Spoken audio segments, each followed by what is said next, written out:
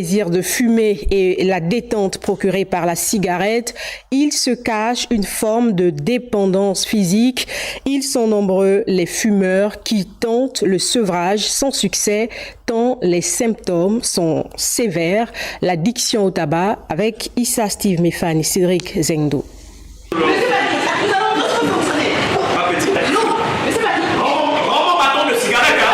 Cette addiction est liée aux effets procurés par la sensation de plaisir et stimulation intellectuelle provoquée par les substances chimiques contenues dans le tabac. Dans la composition du bâton de cigarette, les substances qui sont à l'intérieur, parmi elles, il y a ce qu'on appelle la nicotine.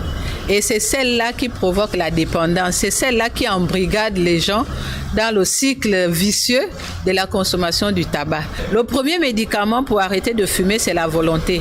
Pour sortir de cette addiction, les addictologues recommandent. Il faut dire qu'on consomme la cigarette au départ par plaisir. Mais après, quand on devient addict, on consomme la cigarette pour éviter d'être mal à l'aise. C'est le syndrome de sévrage.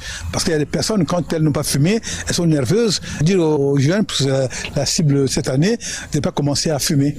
Parce qu'on commence à fumer ado, mais c'est après, donc à 14-13 ans, mais c'est après 20 ans, donc quand on est adulte, qu'on va avoir un cancer de poumon, qu'on va avoir une cardiopathie, une pneumopathie, et en mourir. Donc chaque année, près de 8 millions de personnes meurent à cause de leur tabagisme.